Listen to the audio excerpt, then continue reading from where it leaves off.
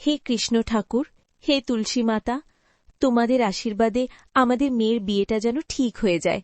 বারবার লোকেরা শুধু দেখেই চলে যায়, বিয়ে আর ঠিক হয় না।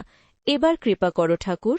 কি গো, তুলসী মাতার কাছে কি প্রার্থনা করছো? আজকে তো অমলবাবুর ওনার ছেলেকে নিয়ে আমাদের মেয়েকে দেখতে আসার কথা। হ্যাঁ, আমার মনে আছে। তুমি এক কাজ করো, নদীর ঘাট থেকে একটু ঘুরে আসো। দেখো, ওনারা হয়তো এসে যাবেন কিছুক্ষণের মধ্যে। ঠিক আছে, আমি না হয় একটু নদীর ঘাট থেকে ঘুরেই আসি।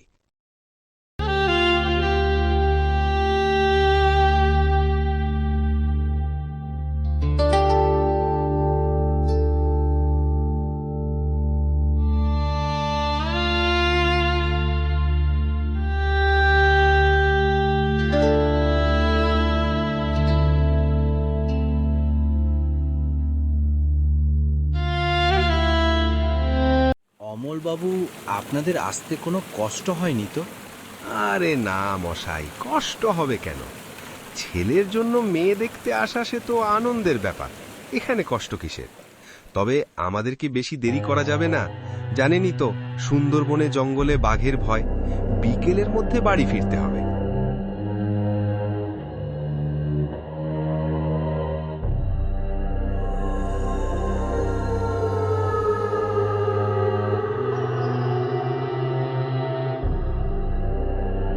কি গো, শুনছো? ওনারা চলে এসেছেন। ঠিক আছে, তুমি ওনাদেরকে নিয়ে ঘরে আসো। আপনাদের মেয়েকে ডাকুন দেখি। পূজা, এদিকে আয় তো মা।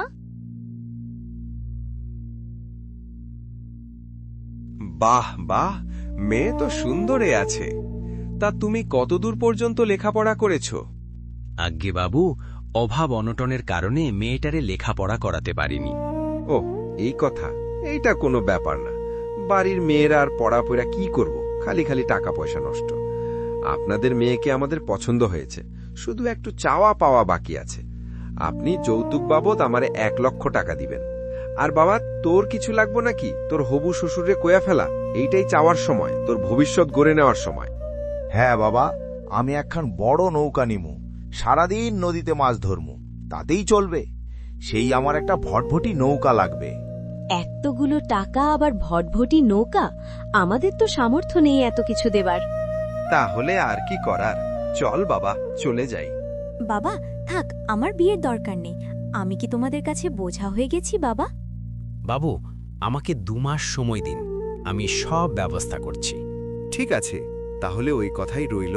দিন কয়েক পরে আমরা এসে কিছু টাকা নিয়ে যাব, কেমন? এতগুলা টাকা, আবার নৌকাও দিতে হবে। মাছ ধরে আর ক টাকায় বা পাই? কি যে করি ভেবে পাচ্ছি না। কি হে আকালুদা, এখানে বসে কি এত চিন্তা করছো?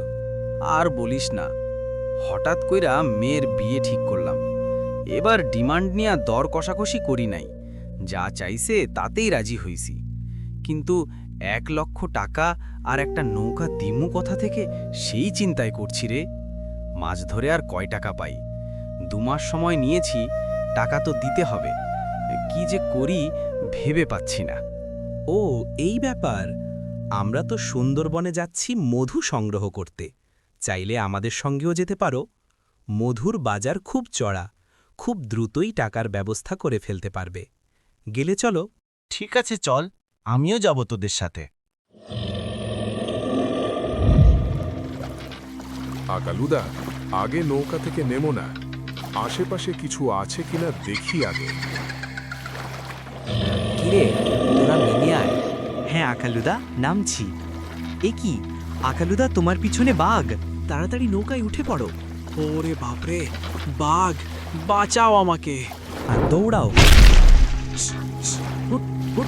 গেলি এখান থেকে, আকালুদাকে মেরে ফেললো রে। বাঘ তো চলে গেল।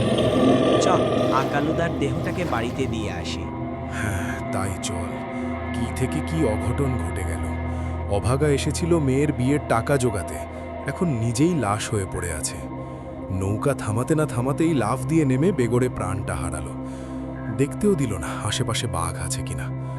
ভুলের কোনো ক্ষমা হয় না। দেখ, এটিটা প্রমাণ।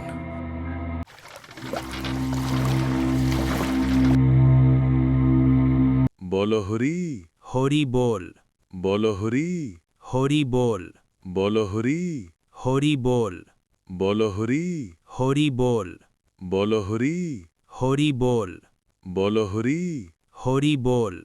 মা, লোকগুলা ওই মানুষটারে অমন কইরা নিয়ে গেল কে?